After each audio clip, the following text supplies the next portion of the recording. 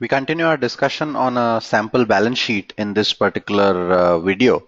And this is what we had seen, and we had said that in certain geographies, the left and right and top and bottom kind of change, but that's okay. That's not the crux of it. We're now going to look at these individual items and try and understand what we mean by the value of these items as we go along. Some terms may not be very clear at this point of time. That's absolutely fine. Don't worry about it too much because we have a complete unit on only balance sheets at a later point of time that's going to come, right? So don't worry about the terms that are going to get used here. In case they're not very clear, we're going to reassess them at some point of time in near future, right? Let's understand individually each of these sections. The first one that you see is the depreciated value of the long-term assets. We'll come to the term depreciated value at a later point of time, but typically you have what is the non-current assets for your firm, right?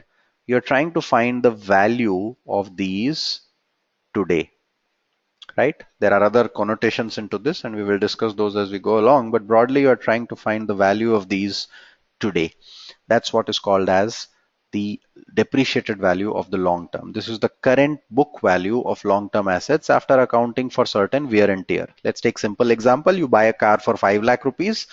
At the end of the first year, it will not be worth 5 lakh. If you sell it in the market, it will probably be worth 4 lakhs, right? So you'll put 4 lakhs here. That's the current value of the asset that is going to be there for your long period, right? The second part is investments.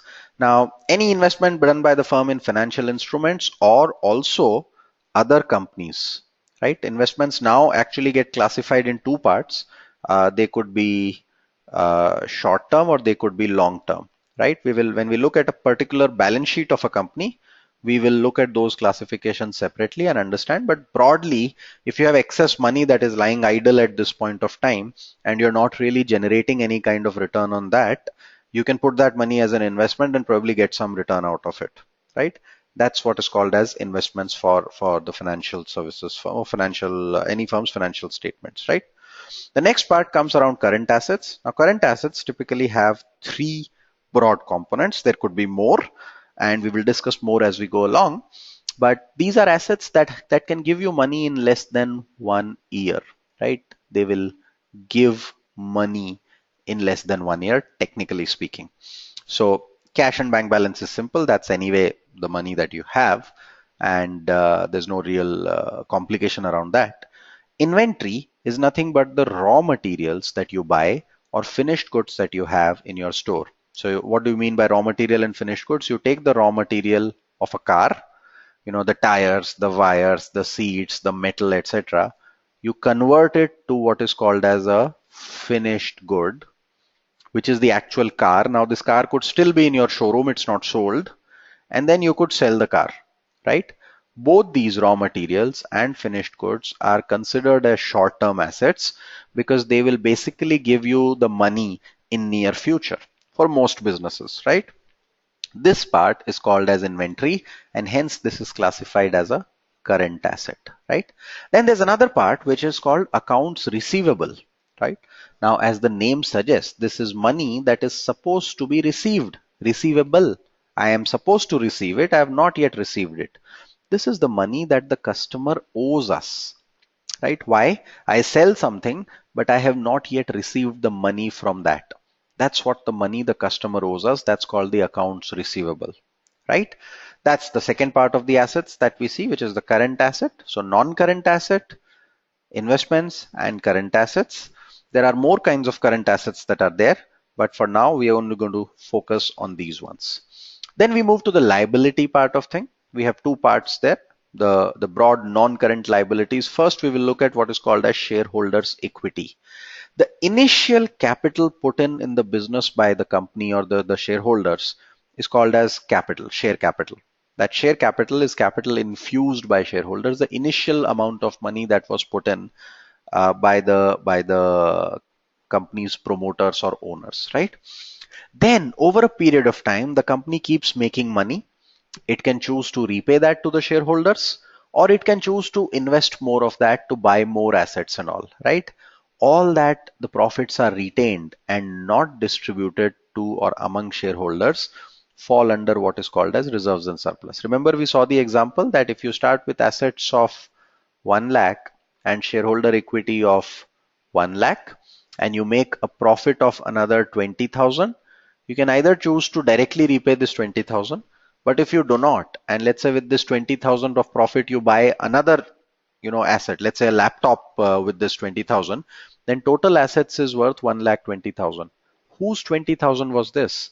This was the shareholders' money. So that goes and gets added here. Tomorrow, if you close the company, you will get 1,20,000 by selling your assets.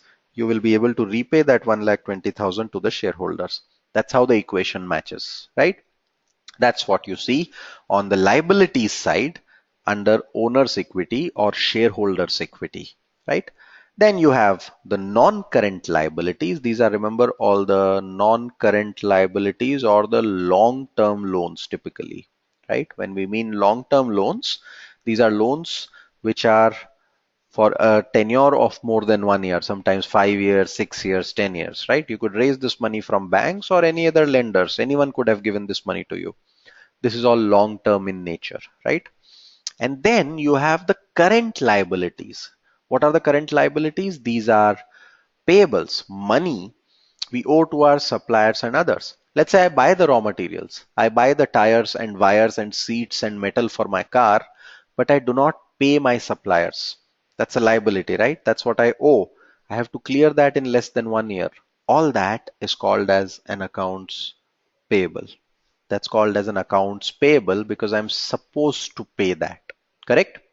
And then finally, we could have something called as a short-term loan. Short-term loan is any loan that is for a period of less than 1 year, right? Now, why is that important? Is because sometimes the need might be for a quick cash flow requirement. I need some money today. Tomorrow, I might receive money from one of my clients, right? So I might need money for 1 day or 3 days or 5 days. This is typically a short-term loan. That's not a long-term loan, right? So that will get classified here as a current liability because I will borrow this money. I will get some money from my clients tomorrow and I'll repay this money immediately. So the objective is not to keep this money with me for a very, very long period. And that's why it is called as a current liability. So that brings us to an understanding of the overall assets and liabilities side. Now remember, the asset and the liability will always match. Now this is at a point of time, remember, correct? So at a point of time. Let's try a couple of transactions on this, right?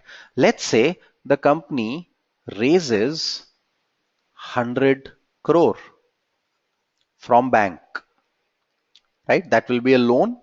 So what will happen? You will add 100 here, correct? And immediately as you raise the 100 crore, that 100 crore will come in your bank account. So you will add 100 here, thereby making both of these 1600. The balance sheet stays balanced. There is no difference in that, right? Now let's say as a second transaction, the company buys a factory for 150 crore, right? Now when you buy a factory, obviously you're adding plus 150 here, but where are you getting the money for this from? You will pay this money from your bank account. So you will do a minus 150 here. In other words, you have transferred money from one side of the assets account to another side of the assets account. The balance sheet still remains at 1600 and 1600 because this is just a reclassification, right? So any transaction that you do, the balance sheet will always remain balanced. That cannot really go out of balance at any point of time. And that is the primary crux of our understanding of what a balance sheet shows and how do we really use it in the context of our overall understanding of the business, right? That's a balance sheet and that's a sample balance sheet. We'll look at more complicated areas around balance sheet and more complicated definitions of balance sheets in due course of time. But for now, this is enough for our understanding. We'll also look at individual components in much more detail when we look up sample balance sheets from live companies on the stock markets, right? We will look at companies like Reliance Industries, Hindalco Industries, Bharti Airtel, Infosys, and look at their balance sheets and try and understand what do we get from those balance sheets, right? That's it in this particular section. Thank you.